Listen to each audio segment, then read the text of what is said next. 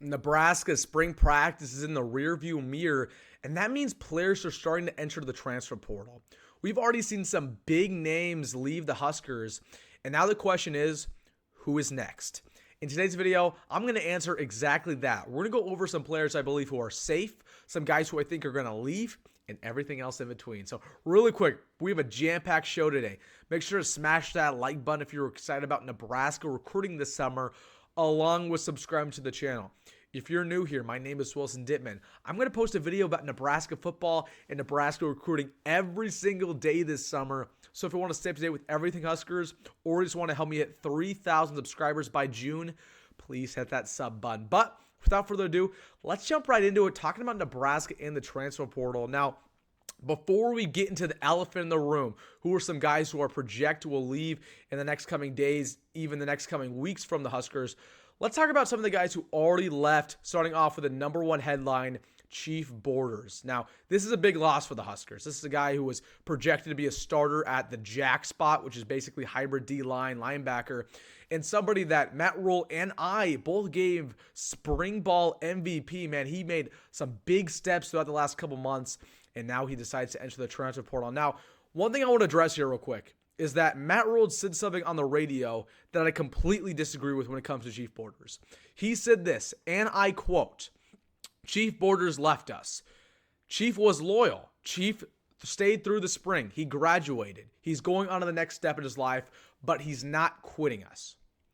I completely disagree with Matt Rhule. Chief Borders is quitting us. He is quitting the team. And I understand what Matt Rhule is doing. He's trying to be the anti-Deion Sanders. Obviously, Deion has went viral over the last couple weeks, dissing and degrading former Colorado Buffaloes. Matt Rhule is trying to do a different approach here, but you also have to be realistic, and you have to be honest. Yes, Chief Borders did quit on the team. Now, from a Chief Borders perspective, he is being very smart because he understands two things. One, Matt Rhule hyped him up time and time again throughout spring practice. And two, because of that, he will go to a better program in the SEC or the Big Ten and win some games as a starter. He understands that. So from his perspective, that's a business decision, and I respect it. But we also have to be truthful. Yes, he did quit on the team. Yes, he went away from some of his brothers and promised to be here, and he ended up not committing to that promise. At the end of the day, he's gone. We're going to move on from that. Let's go to some other guys who left here real quick. Roquan Buckley, a guy who was on that offensive line. That's not a big deal. Never produced. And then some other guys who never produced for us. Walk-ons, Eric Fields, second-year player, and then Corey Collier, a guy who just never produced from Florida. So no really notable players besides Chief Borders. Now, with that being said, let's dive into some more players who I think will unfortunately leave the Huskers, or fortunately leave the Huskers over the next couple weeks. Now, before I dive into it, quick disclaimer. There's going to be one person in my comments, guaranteed, who says, Wilson, how dare you root against these players? How dare you say they're going to leave the Huskers? You're supposed to root for them. You're supposed to cheer for them. Now, by me predicting them to leave is not me saying they're a bad player or me saying that I wasn't ever rooting for them as a Husker. Quite the opposite. Perhaps some of these players I'm about to mention I'm rooting for, and the reason why I'm rooting for them is because I understand they're not going to get playing time for Nebraska, so I predict them to go to another school and get more playing time there and shine. So let's just dive into it. With that being said, to the quarterback room. Now, this has been a big discussion over the last couple weeks. Heinrich Haarberg. Will he leave or will he stay? To me, it's always been the obvious answer. He will stay. Now, there's two reasons why. Number one, he's a Husker through and through. He would never willingly leave Nebraska. It's been his dream since he was a young boy. Obviously, he grew up in Kearney Catholic quarterback. But the number two reason why he's never going to leave is because we don't want him to leave. Yes, I don't think Heinrich Haarberg's a good quarterback. I don't believe he's an adequate starter, let alone even an adequate backup. He's not a guy I think has a future at the quarterback spot. But with that being said, Nebraska's quarterback room is one of the worst in the country when we look at everything besides Dylan Raiola. Okay, you have a true freshman quarterback in Daniel Kalen, who, as we saw on Saturday, is a project. He will redshirt. And then you have Haarberg. And then after that's a bunch of walk-ons. So you need Haarberg. You need him to stay. And let me remind you, Matt Rhule is not going after a veteran quarterback. It is super hard to find those in the portal. So yes, Haarberg will stay, even though obviously I don't think he's a great quarterback, and I don't really feel confident if he were to get in the game. Now let's get to the running backs. We're going down the order: quarterback, running back, wide receiver, and then defense. Gabe Irving or Ramir Johnson are your two to watch out for. And these are both players who Nebraska fans love. Gabe Ervin has started throughout his career. He's had great moments. Rahmir Johnson, same thing. He started. My favorite Rahmir Johnson moment was 2021 Michigan. Man, he balled out in that game. But here's the reality of the situation. Gabe Ervin is going into his 4th year of college. Rahmir Johnson is going into his 6th year of college. Both of them are coming off of season-ending injuries. Both of them did not play in spring practice. And both of them are not projected to be a running back starter. Heck, not even running back 2. I think Emmett Johnson and Dante Dowd are your 2 guys in that running back room who will actually get snaps. Now, answer this honestly in the comment section. If you are a senior at a college football program that has not been successful and has continuously went 4-8 and 5-7, and you're going to your last year of eligibility and you're not projected to play, would you stay with that program? I'm going to answer that for you. You absolutely would not. So that's why I think one of these guys is going to leave. One of them is going to understand their situation. They're going to say, hey, it might just be better for me to go in the portal, see what I can do, and see if I can play for the last year that I'm able to play football. So those are my 2 to watch out for in that running back room, unfortunately. As for the running back room as a whole, I feel good about that depth. Again, Emmett Johnson, Dowdle, Quentin Ives, nothing to worry about. Let's get to the wideouts. Right off the bat, there has been speculation over the last couple days in terms of Malachi Coleman entering the transfer portal. He posted a cryptic tweet on Twitter, I believe, and said something about new beginnings. He later cleared this up. He said, I had no intention of entering the portal. It just had to do with the future of Nebraska football. So yeah, he's not leaving. I never projected him to anyways. But I do think it's funny. We do this every single offseason for Nebraska. There's always one player who posts something on social media that they shouldn't, and then they have to clear it up. Like, if you really have to think about it and you really are about to tweet something that might be perceived as that, just don't do it. It's not worth it. So want to clear that up. Malachi Coleman will be a Husker this fall. But as for some wide receivers who I think will leave, Jaden Doss, number 1 on my list to watch out for. Going into his 2nd year, really talented guy. He was actually the guy I felt most confident about into his freshman year of any of those receivers. Not Malachi Coleman, not Jalen Lloyd, not even Demetrius Bell. I thought Jaden Doss was the best of the bunch, but he's just been hit by injuries. He broke his leg. He didn't play last year. He's barely played in spring practice. He's been getting outperformed by true freshmen like Davon Hall, like Ja'Cory Barney. So for that reason, I think Jaden Doss is going to understand the situation, understand the fact that he's not even a top 10 receiver on this team, and he'll probably enter the portal. As for the other one in that receiver room, I think Isaiah Garcia-Castaneda is that second player. Another veteran guy who's basically had a troubling career with Nebraska, transferred in from New Mexico State, played 1 game against Northwestern 2022, basically quit on the team, entered the portal, came back in 2023, got injured, so has barely produced. He's a very talented guy, but same situation there with Gabe Ervin, same situation with Rahmir Johnson. He's gonna understand that, yeah, I'm a senior, I'm probably not gonna play. It's a very young receiver core. He's getting to the portal. So that is the receivers. Now let's get to the tight ends. Nobody. The tight end room is not good enough for anybody to leave. That being said, let's go to the O-line. I also don't think anybody will leave the O-line. It's a very young group. Roquan Buckley was the only one who was kind of that odd man out. He was a guy who was originally D-line, went to O-line. I never really loved him as a prospect in high school. It made sense for him to leave. Everybody else is super young or they're starting. And for that reason, nobody will leave that O-line unit. Not that I perceive, at least. Now let's get to the defense, and this is where we have to have a real conversation. It's about the D-line. Now, I think the D-line is the best unit on the team for Nebraska. You have so much experience. You have a mix of young and old talent. The depth is very good. But because this depth is so good, you have to lose a couple guys. Now let's go to the first one. And this would be a big loss. But I actually think he's going to leave, and I think this is Jamari Butler. Now, Jamari Butler, in my opinion, is the most talented pass rusher on the team for Nebraska, and it's not close. He led the team in sacks last year, and he wasn't even starting. He's currently not projected to start this year. And if you're Jamari Butler, you're going into your 4th year of college, you're disrespected by Nebraska right now.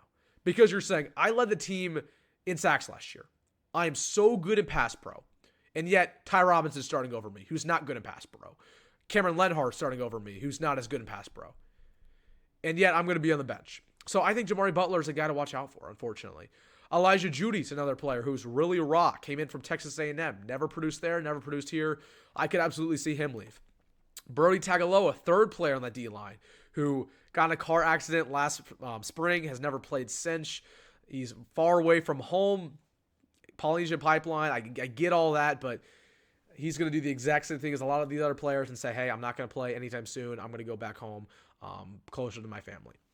And the last guy in this D-line to watch out for that I think will leave or could leave are those JUCO players. Either James Williams or Kai Wallen. Both have 2 years of eligibility left. Really, really talented players, but they're stuck in the depth chart, and they're not going to get any further. They're trying to carve out a role, but really one of those guys is going to leave. I would probably bet it's Kai Wallen, but watch out for that. So this is what happens when you have a very deep room and you're not a very good team. Yeah, you lose some transfers. So watch out for that D-line. Hopefully, Jamari Butler is the number one priority. You make sure he does not leave if you are Matt Rhule, if you're Terrence Knight, and if you're Tony White, because he is so detrimental to this D-line, their success. So let's get to the linebackers here. I project no linebackers to leave. This is a very young linebacker group. I actually really like this unit, even though it's not very productive. Nobody's really produced throughout their career besides Stephon Thompson and Buda Wright. But with that being said, it's very young. A lot of potentials around. Don't think anybody will leave. Let's get into the DBs. This DB unit I've been very critical about.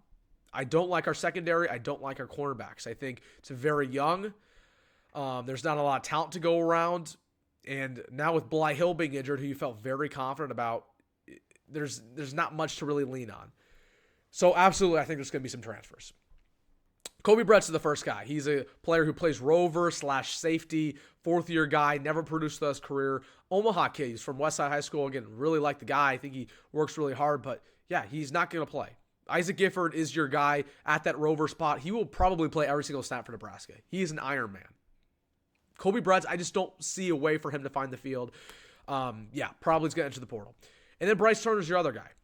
Second-year dude out of Texas, very talented, really fast, another track kid. But when we're talking about him, he's a project. He's very raw.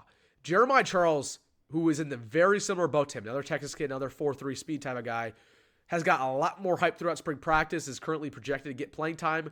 Bryce Turner's not not in that boat when it comes to actually playing. I predict him to go home back to Texas for one of those lower-level programs. So, yeah, there's going to be a couple players going into their second year for Nebraska who enter just because they say, hey, I'm not going to play anytime soon. Might as well leave. One thing I want to mention before we get into a big conversation about special teams is that we are over the cap for scholarships. Okay, we absolutely need a couple players to leave because I've said this before, you cannot just put scholarship players on NIL. It doesn't work like that. Programs have not found success doing that so far. Okay, Nebraska will not, because a lot of times you're still going to be disrespected if you do that. You're going to be disrespected as a player by saying, oh, I'm not going to be a walk-on for NIL money. And a lot of times NIL does not cover everything that needs to be covered. So really quick, want to answer that if anybody is going to comment that. Let's talk about kicker real quick, because this is something that I left out of my spring game video on purpose, and it's Tristan Alvano. Tristan Alvano lost us a lot of football games last year. As a true freshman kicker who we believed in, he was one of the best kickers in the country out of high school, out of Westside, really good kid, but he blew games for Nebraska. He lost Iowa. He lost it. He lost the game for us. Not Westside, Wisconsin. He lost that game for us. The Maryland game, he lost that game for us. We could go on. Now, that's harsh. That is harsh of me. He was a true freshman, but he was one of the worst kickers in the country. Now, with that being said, the fan base loves Tristan Alvano, including myself. And we all predicted him to have a big year after his freshman slump, that he was just going to figure it out. The jitters, they're all going to go away. And he proceeded to have a terrible spring game. He went 1 for 3, including missing a 32-yarder. In kicking terms, if there is a field goal that is inside 35 yards, that is a gimme. That is a pitch shot. You should not miss that if you are a decent kicker. The fact that Tristan Alvano continues to struggle when there's only 50,000 in the stands, it's not like there's 90,000.